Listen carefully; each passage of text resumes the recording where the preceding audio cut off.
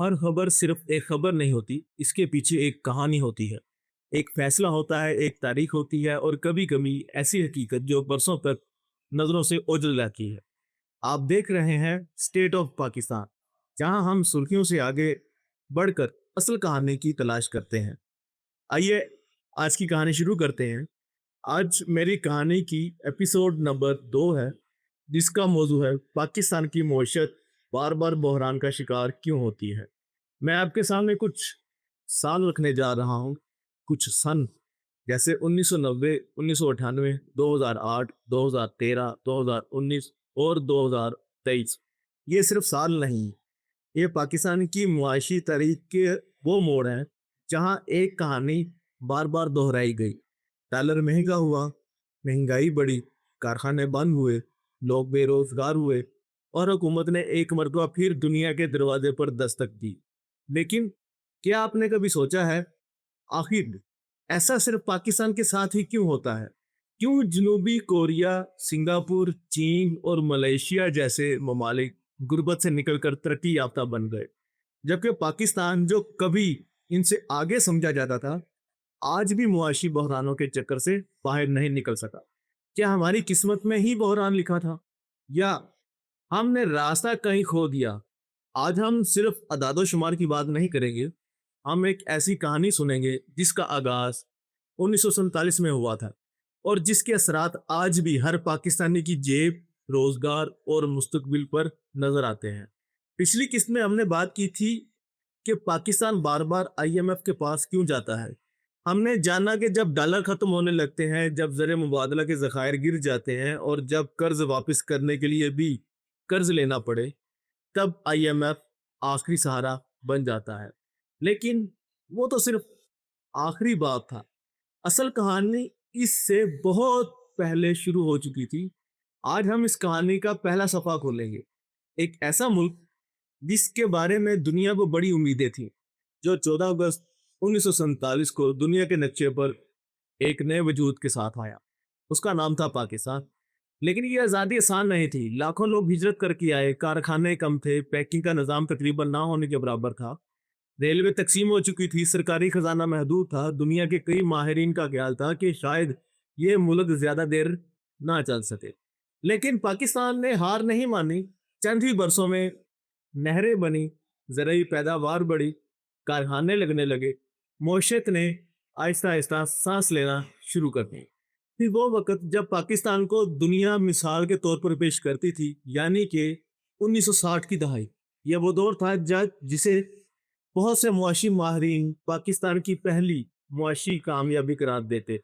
कराची में सनतें लग रही थी, फैसलाबाद को पाकिस्तान का मानचेस्टर कहा जाने लगा, टेक्सटाइल दुनिया भर में बरामद होने लगी, सड़कें बन रही थी, डैम तमीर होने लगे।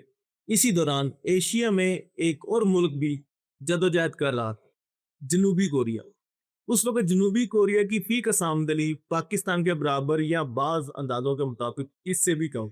दोनों ममालिक जंगों के असरात से निकल रहे थे, दोनों के पास वसाइल महदूद थे, दोनों बेहतर मुस्तकबिल का ख्वाब देख रहे थे। लेकिन चंद दहाइयों बाद एक मुल्क सैमसंग, हुंडई और एलजी बना रहा था और दूसरा अब भी बुनियादी मुआशी मसाइल से लड़ रहा है। आखिर ऐसा क्यों? यही वो सवाल है जिसने पाकिस्तान की तकदीर बदल दी। वो लम्हा जब रास्ते अलग हो गए। जरा तसव्वुर करें, दो दोस्त एक ही मुकाम से सफर शुरू करते हैं।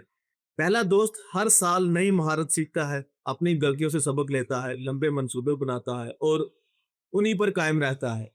दूसरा दोस्त हर चंद साल बाद अपना रास्ता बदल लेता है, कभी इधर कभी उधर, कभी एक मंसूबा कभी दूसरा। 40 साल बाद दोनों की जिंदगियां एक जैसी नहीं होती। मुल्क के साथ भी यही होता है। 1960 के बाद जनूबी कोरिया ने फैसला किया कि वो दुनिया को सिर्फ खाम माल नहीं बेचेगा, बल्कि ऐसी मसनूआत बनाएगा जिन्हें पूरी दुनिया खरीदने पर मजबूर हो जाए। कि उसने तालीम पर सरमाया लगाया, टेक्नोलॉजी पर सरमाया लगाया, तहकीक पर सरमाया लगाया और सबसे अहम कि हर हुकूमत ने बड़ी हद तक पिछली मुआशी समत को जारी रखा।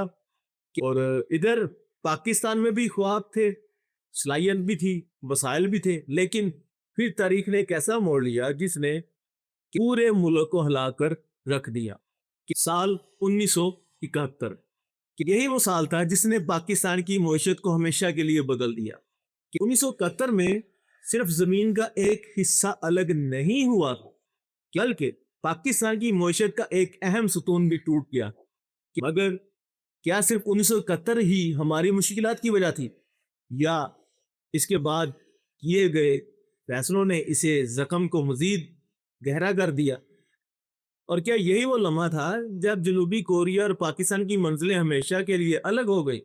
ہم اس کا جواب تلاش کریں گے۔ اس کا جواب کچھ یوں ملا ہے کہ 1971 صرف ایک جنگ نہیں، ایک معاشی زلزلہ تھا۔ یہ صرف ایک فوجی یا سیاسی سانحہ نہیں تھا، یہ پاکستان کی معیشت کے لیے بھی ایک ایسا زلزلہ تھا جس کے جھٹکے آج تک محسوس کیے جا سکتے ہیں۔ مشرقی پاکستان الگ ہو گیا، لاکھوں خاندان متاثر ہوئے، ملک کا جغرافیہ بدل گیا، لیکن ایک اور چیز بھی خاموشی سے بدل چکی تھی، پاکستان کی معاشی بنیاد۔ اس وقت مشرقی پاکستان دنیا کو بڑی مقدار میں جوٹ برآمد کرتا تھا جو پاکستان کے لیے قیمتی زر مبادلہ کا ایک اہم ذریعہ تھا۔ جب مشرقی پاکستان الگ ہوا تو پاکستان صرف آبادی کا ایک بڑا حصہ ہی نہیں کھو بیٹھا بلکہ اپنی برآمدات کا ایک اہم ستون بھی کھو بیٹھا۔ یہ پہلا بڑا دھچکا تھا، لیکن اصل کہانی بھی ابھی شروع ہوئی تھی، جو کہ ایک فیصلے کی شکل پہ تھی جس نے ملک کو دو حصوں میں بانٹ دیا۔ 1972 نئی حکومت نے ایک بڑا فیصلہ کیا، ملک کے کئی بڑے کارخانے، بینک اور صنعتی ادارے ریاستی تحویل میں لے لیے گئے۔ اس فیصلے کی حامی کہتے تھے اب دولت چند خاندانوں کی بجائے عوام کے فائدے کے لیے استعمال ہوگی، لیکن مخالفین نے خبردار کیا اگر حکومت کاروبار چلانے لگے گی تو سرمایہ کار پیچھے ہٹ جائیں گے۔ چند برس بعد دونوں باتوں میں کچھ نہ کچھ حقیقت نظر آنے لگی۔ بعض شعبوں میں عوام کو فائدہ ملا لیکن کئی صنعت کاروں کی کارکردگی کمزور پڑ گئی، فیصلے سست ہونے لگے، پیداوار متاثر ہوئی اور کچھ سرمایہ کاروں نے نئے منصوبوں سے ہاتھ کھینچ لیا۔ یہ وہ لمحہ تھا جب پاکستان کی معیشت کی رفتار آہستہ آہستہ کم ہونے لگی۔ اسی دوران ہزاروں کلومیٹر دور ایک اور کہانی لکھی جا رہی تھی، سنگاپور، ایک ایسا ملک جس کے پاس نہ تیل تھا، نہ سونا، نہ وسیع زرعی زمین، حتیٰ کہ پینے کا پانی بھی ایک عرصے تک بیرون ملک سے آتا رہا۔ اگر کسی ملک کو ناکام ہونا چاہیے تھا تو شاید وہ سنگاپور تھا، لیکن اس نے ایک مختلف راستہ چنا۔ اس نے دنیا سے پوچھا نہیں ہمیں امداد کب ملے، بلکہ پوچھا دنیا کو ہماری کس چیز کی ضرورت ہے۔ اس نے اپنی بندرگاہ کو دنیا کی مصروف ترین بندرگاہوں میں بدل دیا، بدعنوانی کے خلاف سخت اقدامات کیے، تعلیم کو اولین ترجیح دی، قانون کو حکمرانی کو مضبوط کیا، اور چند ہی دہائیوں میں وہ ایک چھوٹا سا جزیرہ دنیا کی مضبوط ترین معیشتوں میں شامل ہو گئے۔ پھر آیا چین، اس نے دنیا کے اصول بدل دیے۔ 1980 کی دہائی چین نے ایک تاریخی فیصلہ کیا، دنیا سے الگ تھلگ رہنے کی بجائے اس نے عالمی تجارت کے دروازے کھول دیے۔ اس نے خصوصی اقتصادی زون قائم کیے، دنیا بھر کی کمپنیاں چین میں سرمایہ کاری کرنے لگی۔ چند ہی دہائیوں میں چین دنیا کی فیکٹری بن گیا۔ آج آپ کے ہاتھ میں موبائل، آپ کے گھر کا ٹی وی، آپ کے بچوں کے کھلونے اور ہزاروں دوسری مصنوعات کسی نہ کسی مرحلے پر چین میں ضرور تیار۔ یہ اتفاق نہیں تھا، یہ کئی دہائیوں کی مسلسل معاشی منصوبہ بندی کا نتیجہ تھا۔ اور پاکستان، یہی وہ سوال ہے جو ہر پاکستانی کو خود سے پوچھنا چاہیے کہ جب جنوبی کوریا آگے بڑھ رہا تھا، جب سنگاپور دنیا کو حیران کر رہا تھا، جب چین اپنی قسمت بدل رہا تھا، تب پاکستان کیا کر رہا؟ جواب آسان نہیں، کبھی سیاسی عدم استحکام، کبھی جنگوں کے اثرات، کبھی عالمی حالات، کبھی اندرونی معاشی فیصلے، اور کبھی ایسی پالیسیاں جو ایک حکومت شروع کرتی اور دوسری حکومت آ کر بدل دیتی۔ نتیجہ طویل المدتی منصوبہ بندی کمزور پڑتی گئی، سرمایہ کار غیر یقینی صورتحال سے محتاط ہوتے گئے اور معیشت کی رفتار متاثر ہوتی گئی۔ ایک اور دلچسپ حقیقت بتاؤں آپ کو، ملیشیا اور پاکستان کے درمیان بھی کچھ زیادہ فرق نہیں تھا، لیکن ملیشیا نے الیکٹرانکس، پام آئل، تعلیم اور صنعتی ترقی پر مسلسل سرمایہ کاری کی۔ آج ملیشیا کی برآمدات میں اعلیٰ معیار کی صنعتی مصنوعات نمایاں ہیں، جبکہ پاکستان اب بھی اپنی برآمدات کا بڑا حصہ چند روایتی شعبوں خصوصاً ٹیکسٹائل پر منحصر رکھتا ہے۔ کیا یہ فرق صرف وسائل کا تھا یا فیصلوں کا؟ لیکن کہانی کا سب سے حیران کن حصہ ابھی باقی ہے، کیونکہ فرض کریں ایک ملک کے پاس بہترین پالیسیاں بھی ہوں، پھر بھی اگر اس کے پاس ڈالر ختم ہو جائے تو کیا ہوگا؟ آخر ڈالر پاکستان کی معیشت پر اتنا اہم کیوں؟ اور کیوں ہر چند سال بعد پورا ملک صرف ایک کرنسی کے پیچھے بھاگنے لگتا ہے؟ آپ نے اکثر خبروں میں سنا ہوگا پاکستان کے زیر مبادلہ کے ذخائر کم ہو گئے، ڈالر ایک بار پھر مہنگا ہو گیا، اسٹیٹ بینک کے پاس صرف چند ہفتوں کی درآمدات کے برابر ذخائر رہ گئے ہیں۔ لیکن کیا آپ نے کبھی سوچا ہے آخر ایک کاغذ کا سبز نوٹ پوری پاکستانی معیشت کو کیسے ہلا دیتا ہے؟ کیا ڈالر واقعی اتنا طاقتور ہے، یا ہم نے خود اپنی معیشت کو اس مقام پر لا کھڑا کیا ہے جہاں ڈالر ہماری کمزوری بن چکا؟ اگر پاکستانی کے پاس اپنا روپیہ موجود ہے تو پھر ہمیں ڈالر کی ضرورت کیوں پڑتی ہے؟ آخر حکومت جتنے چاہے اتنے روپے کیوں نہیں چھاپتے؟ اور جب ڈالر مہنگا ہوتا ہے تو لاہور، کراچی، پشاور اور کوئٹہ میں سبزی، آٹا، پیٹرول اور بجلی کیوں مہنگی ہو جاتی ہے؟ اس راز کو سمجھنے کے لیے آئیے ایک چھوٹی سی کہانی سنتے ہیں۔ فرض کریں ایک گاؤں میں دو دکاندار ہیں۔ پہلا دکاندار روز دوسرے سے چینی، آٹا اور تیل خریدتا ہے، لیکن بدلے میں وہ اسے بہت کم چیزیں بیچتا ہے۔ پہلے دن اس نے 100 روپے کی چیزیں خریدی، لیکن صرف 60 روپے کی چیزیں فروخت کی۔ اب اس کے پاس 40 روپے کم ہے۔ وہ کیا کرے گا؟ یا تو کسی سے قرض لے گا یا اپنی جمع پونجی استعمال کرے گا۔ اب یہی کام اگر وہ ہر روز کرتا رہے تو ایک دن اس کی جمع پونجی ختم ہو جائے گی، پھر اس کے پاس صرف ایک راستہ بچے گا، قرض کا۔ اب اس کہانی میں گاؤں کی جگہ پاکستان رکھ دیں اور 100 روپے کی جگہ 100 ارب ڈالر رکھ دیں۔ پاکستان ہر سال دنیا سے تیل، گیس، موبائل فون، مشینری، ادویات اور ہزاروں دوسری چیزیں خریدتا ہے۔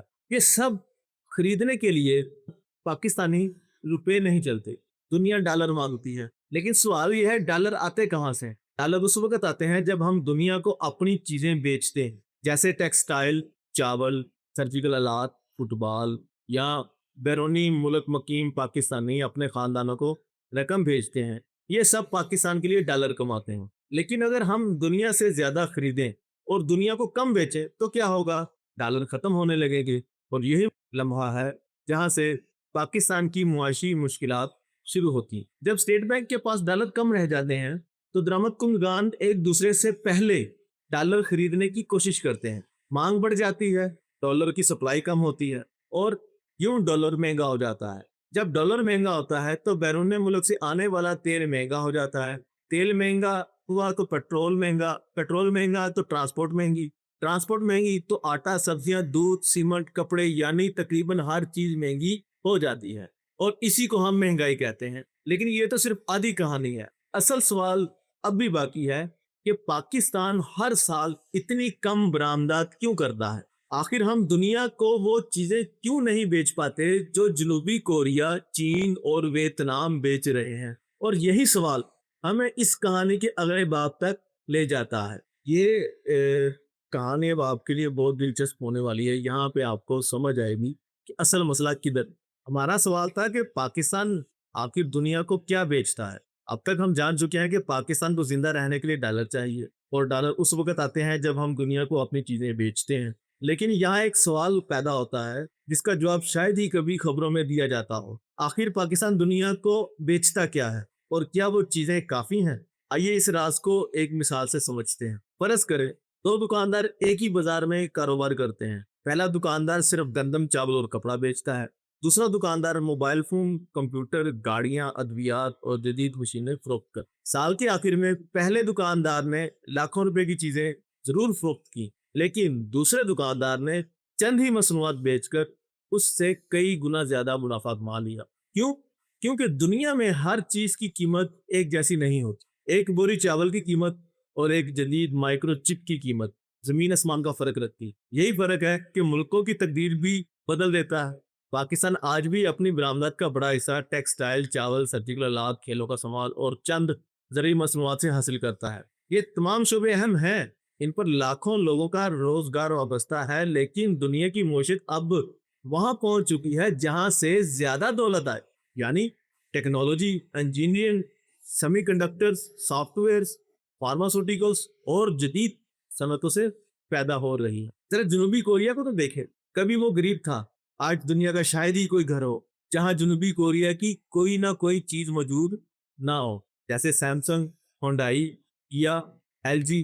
یہ صرف کمپنیاں نہیں، یہ وہ مشینیں ہیں جو ہر سال اربوں ڈالر جنوبی کوریا کو دیتی ہیں۔ اب چین کو دیکھیں، ایک وقت تھا جب دنیا چین مصنوعات کو سستا سمجھتی تھی۔ آج چین صرف کھلونے نہیں بناتا، وہ الیکٹرک گاڑیاں بناتا ہے، تیز رفتار ٹرینیں بناتا ہے، مصنوعی ذہانت پر کام کرتا ہے، خلائی مشین بھیجتا ہے، اور دنیا کی سب سے بڑی مینوفیکچرنگ معیشت بن چکا ہے۔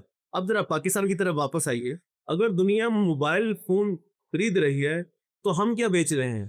اگر دنیا چپس اور روبوٹس بنا رہی ہے، ہم کیا بنا رہے ہیں؟ اگر دنیا اربوں ڈالر سافٹ ویئر سے کما رہی ہے، ہم اس دور میں کہاں کھڑے ہیں؟ یہ سوال تنقید کے لیے نہیں، سوچنے کے لیے ہے۔ لیکن کہانی ابھی بھی ختم نہیں ہوئی، کیونکہ صرف کم برآمدات ہی مسئلہ نہیں، ایک اور خاموش دشمن بھی ہے جو ہر سال پاکستان سے اربوں ڈالر نکل جاتا ہے۔ وہ دشمن ہے درآمدات۔ ہم آخر دنیا سے اتنی زیادہ چیزیں کیوں خریدتے ہیں؟ اور کیا ان میں سے سب واقعی ضروری ہوتی ہیں؟ یہ راز ہم اگلے باب میں کھولیں۔